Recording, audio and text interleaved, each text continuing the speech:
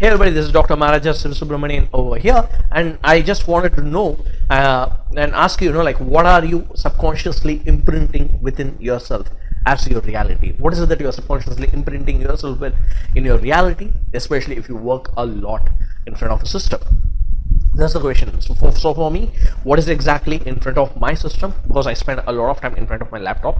So for me, I keep my desktop real clean. So it's like I have a drop down menu bar in my startup taskbar, where I have to go and click for my desktop icons. Otherwise my desktop is really clean, and I keep on changing the wallpaper in terms of keeping it in terms of quotes from really successful people and from some of my mentors. That's one. Two, I keep in the business plan or the outlook of some of the conglomerates. Like right now, as I'm shooting this video, the wallpaper that I'm having is that of Alphabet, the company structure of the Alphabet, which was published in by one of the magazines online. So I had downloaded that image and I'm keeping it as my wallpaper. So that's one thing. The second thing is also, like, for most of the time I have an affirmation getting flashed or moving through across on my computer screen, on my laptop screen. There are different flashes software that's available. You can even create an image, a bitmap image or a JPEG image, using some of the best quotes, some of the best positive affirmations,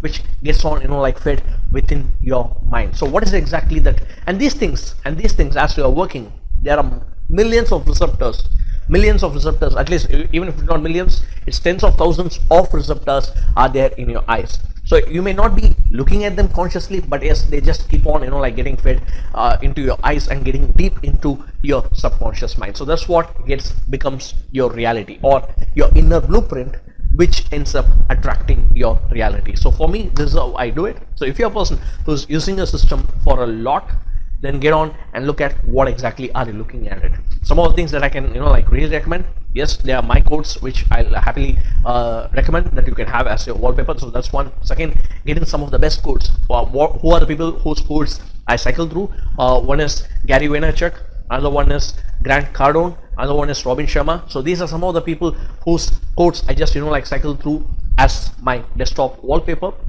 I also get in whenever possible, in terms of getting in the images of some of the top companies and keep it over there. And most of the times I also have affirmations either flashing through or playing as a background video, or maybe even the entire JPEG image consisting only of quotes. Another thing that you can Google and find out as I'm sharing this is the quotes by Yoda from Star Wars.